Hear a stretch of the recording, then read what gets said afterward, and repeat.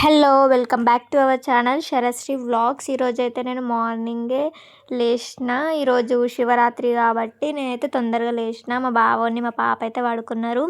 ఇక వాళ్ళు లేస్తేనైతే నన్ను ఏ పని కూడా చేయనివ్వరు. మా బావ లేస్తే ఏంటిదంటే మా బావ లేవంగానే ఫోన్ పడతాడు. ఆ ఫోన్ సౌండ్కి మా పాప అయితే లేచి కూర్చుంటుంది. ఇక నన్ను మా పాప ఏమి కూడా చేయనివ్వదు. అందుకోసమే తొందరగా లేచి అన్ని పనులు అయితే చేసుకుంటున్నా. తొందర తుడిచేసి ఊడ్చేసి ఇక కడప ముగ్గు అయితే పెడుతున్నా. ఈరోజైతే కలర్ ముగ్గు అయితే వేయాలి అనుకుంటున్నా. ఈరోజు శివరాత్రి కాబట్టి శివరాత్రి అసలు శివరాత్రి ఫెస్టివల్ ఎట్లొచ్చిందో మనం తెలుసుకుందాము.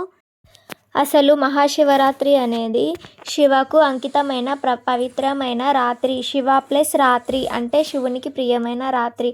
అసలు ఎలా ప్రారంభమైంది? పురాణాల ప్రకారం కొన్ని కారణాలు ఉన్నాయి. అవేంటో తెలుసుకుందాము.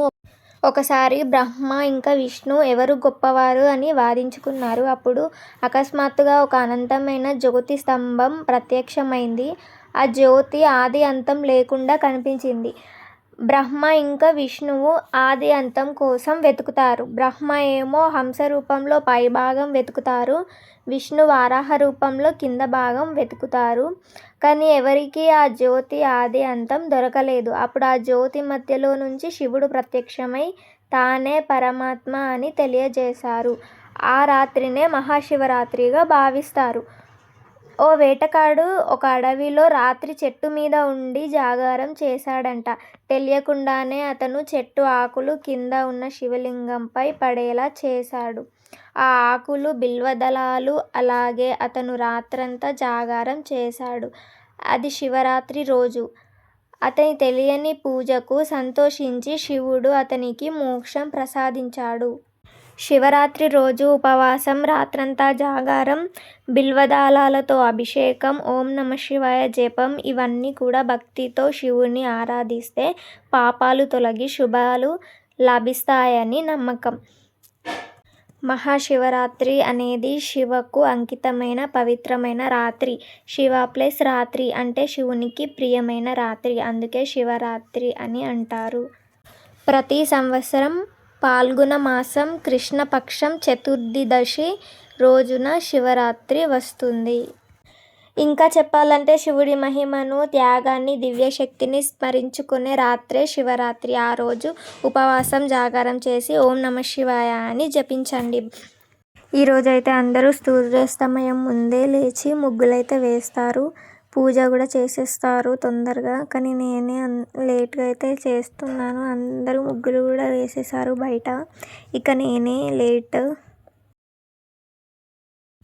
ముగ్గు ఎలా వచ్చిందో కామెంట్ చేయండి గైస్.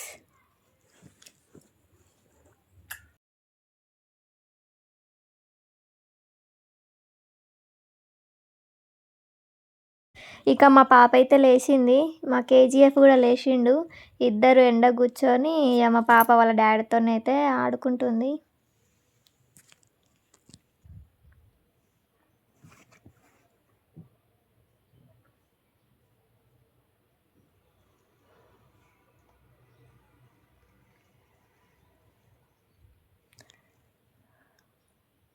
అందరి పిల్లలతోని పోలిస్తే కొంచెం మా పాప బెటర్ అనుకోవాలి. ఎందుకంటే ఎక్కువ సతాయించదు మా పాప. మంచిగా ఆడుకుంటుంది.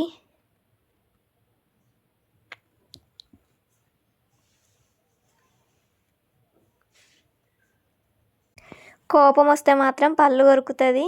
వాళ్ళ డాడీ లెక్కనే బాగా కోపం అవుతుంటుంది పాపకి. చూడండి ఎంత మంచిగా ఆడుకుంటుందో.